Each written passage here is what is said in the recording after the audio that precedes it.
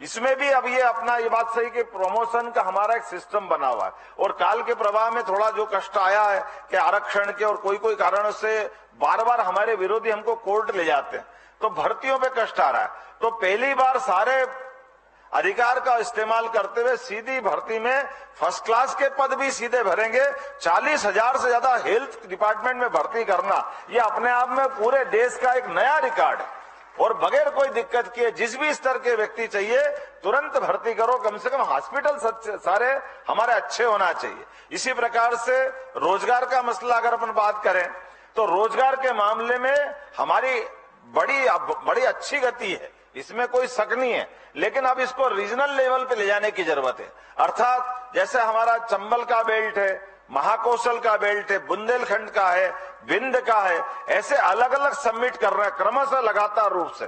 तो जैसे उज्जैन में हुई रीजनल, पहली बार हुई थी, सफलता के साथ हुई। अब दूसरी इसी महीने 20 जुलाई को जबलपुर में होने वाली है। जबलपुर मतलब केवल जबलपुर नहीं है, ये जबलपुर ये पूरा संभाग के अंदर सभी प्रकार के उद्योगों को लेकर के एक बड़ी समिट होने वाली है, जिसके माध्यम से बड़े पैमाने पर रोजगार मिलेंगे। जो हमारी सरकार कह रही है कि हमारे क्षेत्र के अंदर अभी विकास दर हमारी एग्रीकल्चर ग्रोथ के सेक्टर में भी बहुत अच्छी हुई है, लेकिन एग्रीकल्चर को फूड इंडस्ट्री सेक्टर में ले जाने की जरूरत है।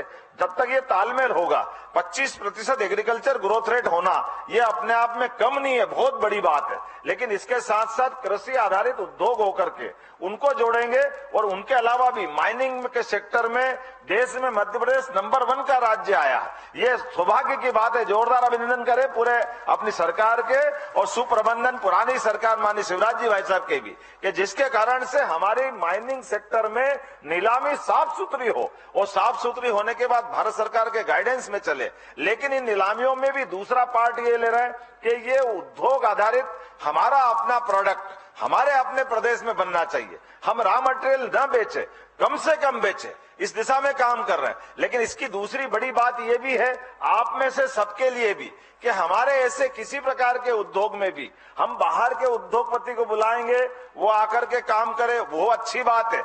लेकिन आपके जिले जिले में भी जो उद्योग लगा सकते हैं, इसकी कार्यशाला हमको लगाना है, इनको ट्रेंड कराने का काम करेंगे। आपके अपने प्रदेश के भी बच्चे आगे बढ़े, वो उद्योगपति बने।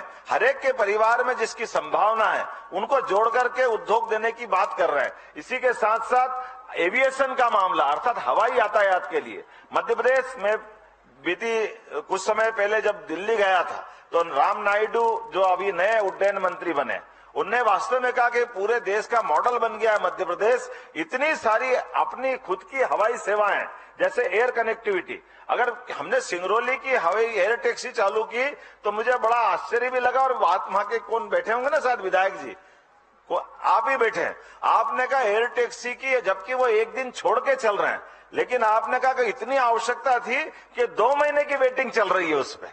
यानी ये कोई आपने केवल एयर टैक्सी चालू की है और 2 महीने की अपने को वेटिंग मिल रही है, इसका मतलब कितनी बड़ी संभावना है। अपनी एयर एम्बुलेंस का तो कहना ही क्या है, आप सब इसका एहसास कर रहे हैं। हमारे में से किसी को भी जरूरत पड़े, आयुष्मान योजना का कार्ड होगा केवल, तो एयर एम्बुलेंस किसी की जान बचाने के लिए कहीं भी जाने के लिए तत्पर है, इसमें कोई कष्ट आने वाला नहीं है।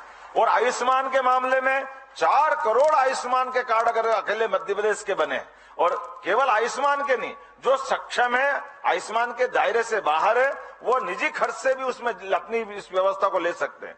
16 सीट का हेलीकॉप्टर, ये धार्मिक पर्यटन के लिए इसी 10 तारीख को अपने मध्य प्रदेश को मिलने वाला है।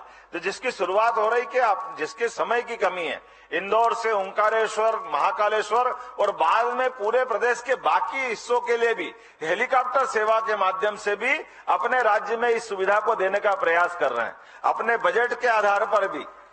ये तो इतनी सारी बातें कि बातें बहुत लंबी होगी, लेकिन जैसे आपने कहा, जैसे अपनी सरकार बनी थी तो अपने हुकुमचंद मिल का मसला, उज्जैन का विनोद विमल मिल का मसला, ये पुराने अपने माननीय शिवराज सरकार के टाइम हल निकाला था कि मजदूर अगर लंबे 30 साल 35 साल से इंतजार कर रहे हैं तो उनका समाधान निकलना चाहिए। इसी प्रकार से हमने हुकुमचंद मिल का पूरा पैसा देने का प्रयास किया। लेकिन जेसी मिल ग्वालियर, सज्जन मिल रतलाम, कोई भी फैक्ट्री आपकी जानकारी में रख लेना, अगर उसका प्रकरण हाई कोर्ट में चल रहा है, सुप्रीम कोर्ट में चल रहा है, तो ये सारे के सारे झगड़े के मसले में आप केवल समय पे सूचना दे देना।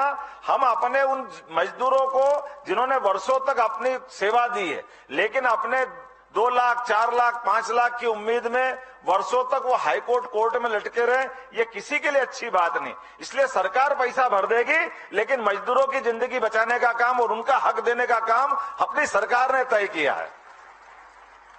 अलग अलग प्रकार के कॉलेज, खास करके 55 जिलों में 55 एक्सीलेंस कॉलेज इसी महीने प्रारंभ हो रहे हैं।